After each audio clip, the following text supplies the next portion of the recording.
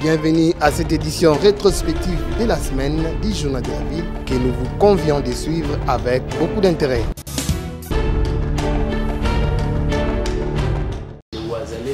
Les Wazalendo, troupes d'autodéfense dans l'est de la République démocratique du Congo pour défendre l'intégrité territoriale. Son comité de coordination nationale mis en place était face à la presse ce samedi 25 novembre 2023 pour faire comprendre l'idée exacte sur les Wazalendo. Joseph Zagabe est président du comité national des Wazalendo. Un Wazalendo ou un Wazalendo est toute personne de n'importe quelle tribu vivant en République démocratique du Congo ou à l'extérieur de notre pays. Laquelle personne a l'idée, la vision de notre devise qui est le patriotisme, la justice et la paix. Un Wazalendo est une personne éprise de paix, de bonne volonté et foi qui n'est là que pour défendre les intérêts de la population et aussi défendre l'intégrité territoriale. Et comment le comité national Wazalendo va-t-il fonctionner? Il y aura des questions purement sécuritaires que nous devons gérer, c'est-à-dire que nous aurons autant de ministères avec lesquels nous travaillerons. Les ministères de la Défense, les ministères des Affaires sociales, les ministères des Affaires étrangères, les ministères de la coopération internationale, les ministères de l'Intérieur et qu'en sais-je encore. Wazalendo n'a aucun problème avec le pays du monde. Mais quand est-ce que nous avons des problèmes avec une personne, un pays, une multinationale? C'est lorsque ces gens-là viennent soit pour envahir une partie de notre terre, ou alors ils viennent creuser nos ressources sans autorisation. Même dans les accords entre l'EAC et la République démocratique du Congo, les Wazalendo ne sont plus dedans, précise le président du comité national. Les Wazalendo ne sont pas dans ces accords parce que nous n'avons jamais signé. Que l'EAC accepte ou refuse de quitter la RDC, elle sera contrainte de quitter. Pourquoi? Parce que la population a déjà ouvert ses yeux. La population n'a que la RDC comme pays. Le comité national Wazalendo, composé des patriotes congolais de la société civile, a également des ramifications au niveau provincial, dont le comité est dirigé par Didier Ekabelali Tengue.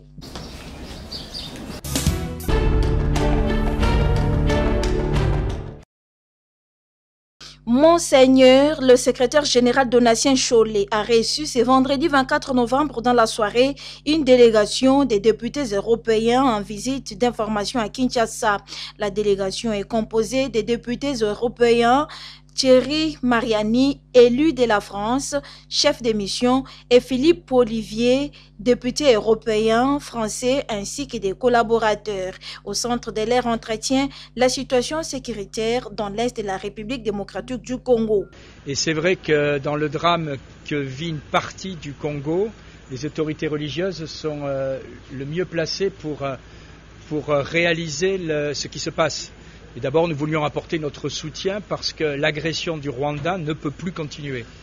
Comme on l'a dit à Monseigneur, nous sommes un certain nombre à penser que l'Europe et la France ne peuvent pas condamner dans certains ce qu'ils acceptent dans d'autres pays.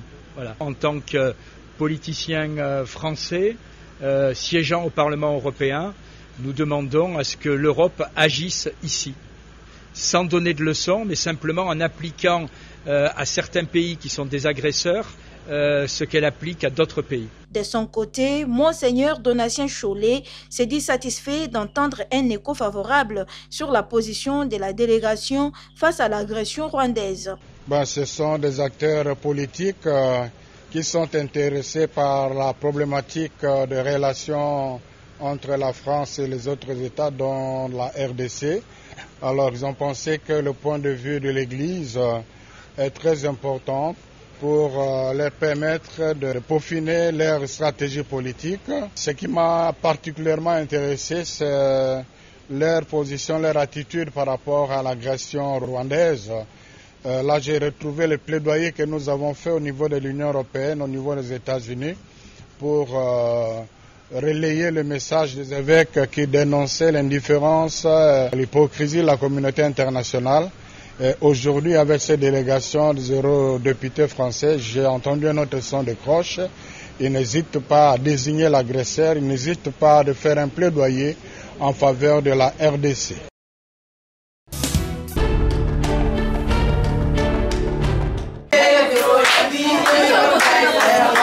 La journée des luttes contre les violences faites aux femmes et aux jeunes filles célébrée ce vendredi 24 novembre 2023 par la synergie des femmes de la société civile CIFES, coordonnée par Rose Mouchanga Baouma avec 50 filles ex-Koulouna. Et c'est en marge de la campagne internationale des 16 jours d'activisme de droits de la femme. Une journée célébrée en présence de l'ambassade de France en République démocratique du Congo, partenaire de la CIFES, venu encourager cette dernière pour le travail abattu afin que ces filles, autrefois appelées Koulouna, Fazer, puissent réintégrer la société. C'était également pour l'ambassade de la France en RDC de féliciter les ex-Koulouna pour leur disponibilité et souci d'apprendre pour devenir utiles à la société. Je tiens vraiment à féliciter toute l'équipe ici présente, à féliciter aussi chacune d'entre vous pour votre implication dans ce projet et je vous invite toutes au quotidien à continuer aussi, même dans votre entourage, à dénoncer ces violences. De quoi réjouir la synergie des femmes de la société civile CIFES qui remercie la République française pour son soutien inconditionnel dans l'encadrement et insertion de ces filles aujourd'hui autonomes. Moïse Kitete, chargé des programmes de la CIFES. Les filles que vous voyez ici, c'est juste une représentativité de tant de filles, de près de 300 filles qui ont été accompagnées dans le cadre de ce programme qui a été financé par votre ambassade. Et comme elles sont là, elles sont conscientes de leur liberté, elles connaissent, elles maîtrisent les ABC des VBG et elles sont préparées pour lutter contre toutes sortes de violences. Satisfaites de leur formation, les ex-Koulouna remercient la CIFES et l'ambassade de France en RDC. Dans les actes clairs, dans notre acte qui nous montre tout le monde qui s'invite un mot de côté à la torsion, mais je ne sais pas comment le calé, il faut beau là. Donc, merci mingi pour et les résultats de leur formation ont été présentés et c'était également une occasion pour l'ambassade de France de remettre à ces ex-Koulouna des cadeaux et c'est à leur grande satisfaction.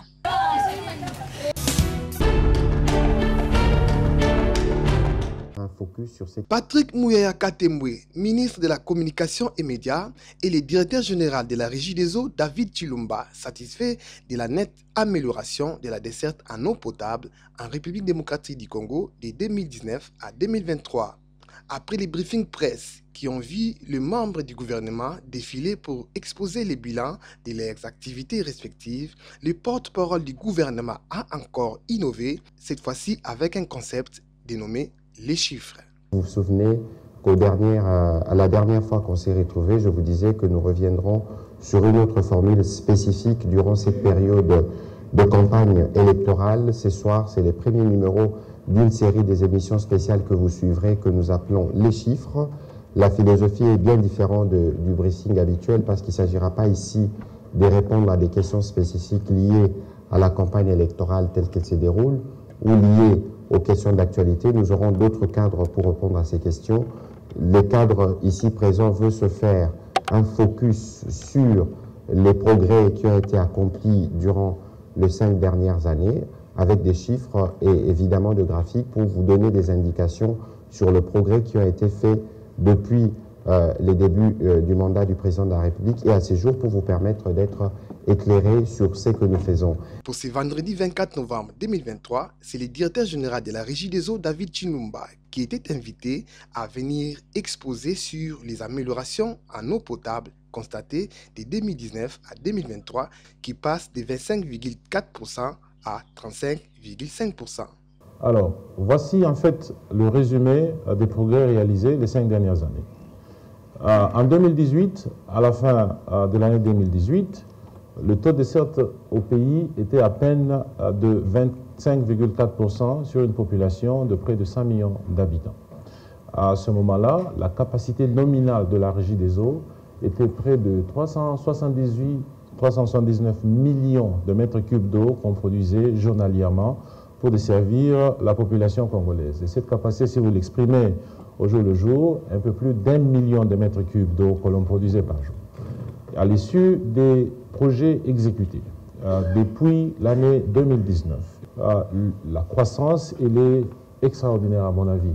Regardez, nous passons de plus d'1 million de mètres cubes d'eau par jour à près de 1 450 000 mètres cubes d'eau par jour. C'est une croissance assez remarquable. Mais le chiffre qui est le plus important, c'est celui de la population desservie. Ce chiffre passe de près de 26 millions des Congolais desservis en eau potable à 36 millions en 2023.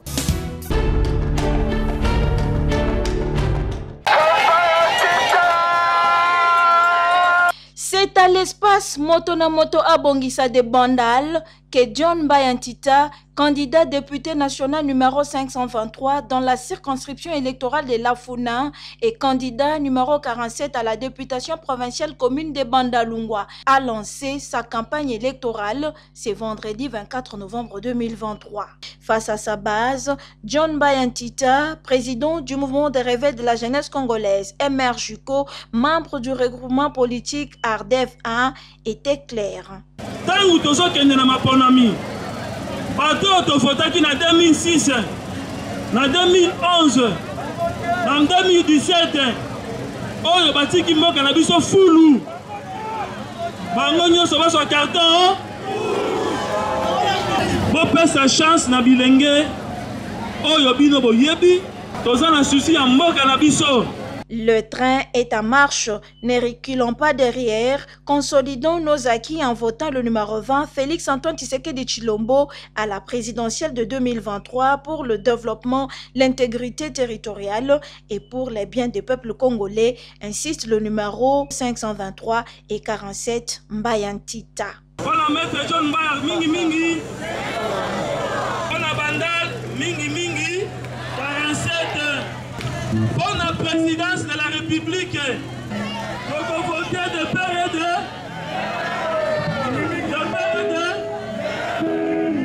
pour la présidente Mingi Mingi, Mingi Mingi, Fati Beton Mingi Mingi, Mwana Mboka, Fati Beton Lobi, on a école à Kokufa.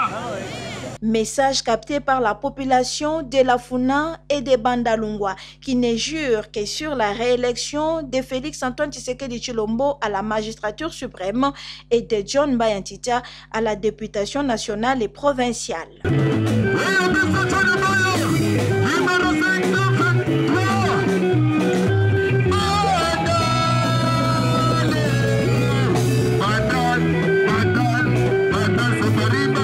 C'était également une occasion pour les candidats députés nationaux à Lafuna et provincial à Bandalungwa, John Bayantita, de présenter son équipe qui va battre campagne en sa faveur.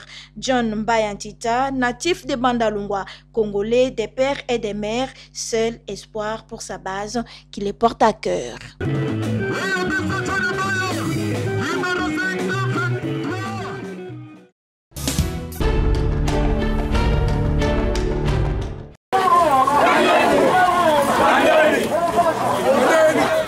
C'est une victoire déjà acquise pour le candidat numéro 138 pour la circonscription de Kimbantseke. L'homme de Dieu, le pasteur Bozi Mabanza, cadre de l'Alliance pour la bonne gouvernance ABG, de l'honorable Jonathan Wata Bialoussouka. Les habitants des quartiers Kibunda, Sakombi et Mokali en liesse de joie le vendredi 24 novembre 2023 suite au don du transformateur d'une grande capacité apporté par le fils du terroir, le numéro 138, le pacificateur, le pasteur Bozi Mabanza, qui vient de redonner la joie et de l'espoir à cette population restée dans les noirs pendant plusieurs mois. Tout au long de son passage, l'homme aux actions concrètes a communié avec son fief de Kimbantseke, venu nombreux voir celui qui surnomme Moïse de Kimbantseke.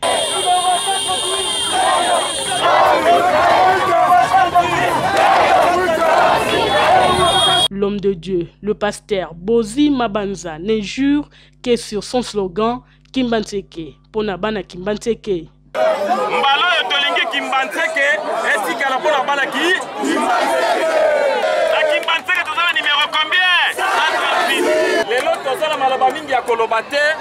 Je crois que toyokaki kolela la bino tangu transport la bino ekufaki. Alors etindaki biso tokutana na ba conditionnel tolelie pa na bango de bayoki kolela na biso batindeli biso transport yango toye nango ese sengote nyonso wana ezali grâce ya mwana na bino ya ndeko na bino oyo azali numéro 138 na députation provinciale na commune ya Kimbantseke. Posé plus tard la nuit, de 17h à 23h30, la population est restée debout. Cette fois-ci ou jamais, c'est le numéro 138 ou rien au provincial de Kimbantseke. Non, elongo tomonaki ya mutuya nde yango. Ba député belé ba olekisa batanga ya belé ba salarié. Mais tomoni honorable biso mapanza asali faveur ya hotel ya biso transport ebebaki ekoti. To féliciter vraiment. Donc biso to prier ka numéro 138. Mon côté ayana yango yo papa 23h 24h.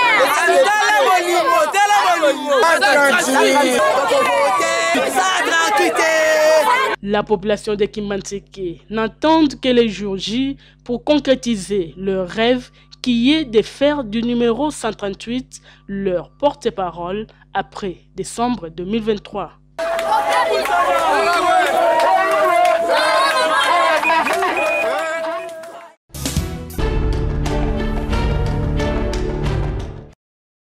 Les conflits fonciers se rencontrent partout en République démocratique du Congo.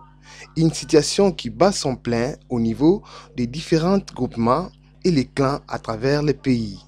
Ces conflits ont plusieurs causes, mais ils sont beaucoup plus accentués par les caractères discriminatoires des règles édictées pour la coutume, aussi par l'ignorance des différentes réglementations en vigueur sur les fonciers et l'égalité du genre par les coutumiers. Et à constater ces problèmes, la coalition des femmes leaders pour l'environnement et le développement durable, CEFLED en sigle, a mené en cette année 2023 dans les provinces de la Mongala, Équateur, Sud et Nord-Ubangi des activités de cartographie foncière. L'objectif est d'accompagner les femmes à l'obtention des titres de reconnaissance des espaces de leurs terres en conflit. C'était au cours d'un point de presse tenu ce mercredi 22 novembre 2023 que les experts cartographes de cette plateforme ont expliqué sur le bien fondé de ces activités. La cartographie que la CEFLED réalise sur terrain, lui utilise l'approche participative. Donc, elle a opté comme approche participative parce que son objectif est de promouvoir les compétences de la femme. Donc là, la femme se sent libre de démontrer combien il est capable d'expliquer son espace, ce qui se trouve dans son espace. Donc l'espace là, c'est la forêt. Donc elle délimite lui-même par les esquisses. Donc c'est elle-même qui est au centre. Nous sommes là juste pour les accompagner. Quand nous étions sur terrain, les conflits que nous sommes rencontrés avec, c'était les difficultés des limites. S'il faut régler ces problèmes, nous avons appelé les chefs coutumiers. On a essayé à discuter avec eux par rapport aux détentrices des terres qui leur appartenaient depuis l'époque. Et ces terres-là, la communauté elle-même détenait cela, mais n'avait pas... N'avait pourtant pas droit. N'avait pas de droit avec ça. Accès au... Oui, n'avait pas accès à cela. Et ce qui nous a permis d'appeler les gens pour vraiment que ces gens-là puissent témoigner si ces terres-là appartiennent à cette dame-là. Notons que la CEFLED est une organisation de la société civile environnementale qui milite pour la reconnaissance des droits fonciers et forestiers des femmes au niveau local en République démocratique du Congo.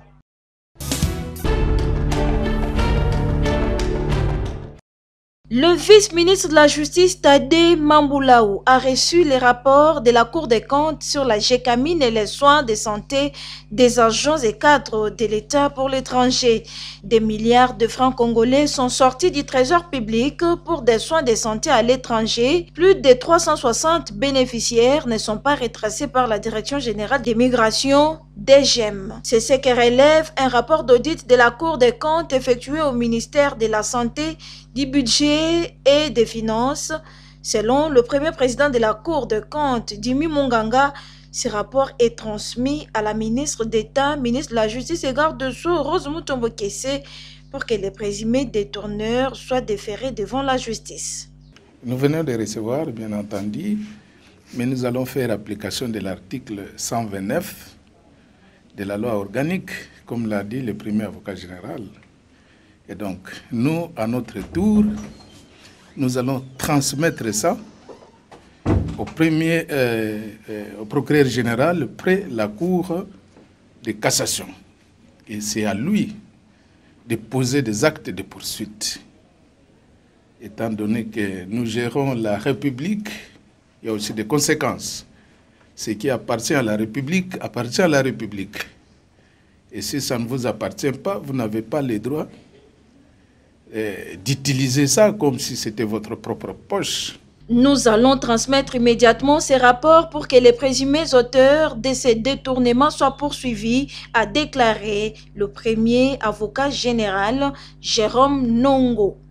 Il s'est avéré qu'après le travail de la Cour des comptes, bon nombre de compatriotes se sont permis de bénéficier des deniers publics sans pour autant en faire du bon emploi. Après ce travail qui a été fait par notre chambre de discipline budgétaire, le parquet général a été saisi des cas infractionnels et conformément à l'article 129 de notre loi organique, le premier président, comme c'est une grande première qui s'est fait aujourd'hui, a accompagné le parquet de manière à ce que nous puissions saisir les ministres de la Justice, qui à son tour saisira le procureur général près la Cour de cassation pour la poursuite des concernés pour des frais infractionnels pour lesquels des soupçons énormes pèsent sur chacun de ses compatriotes.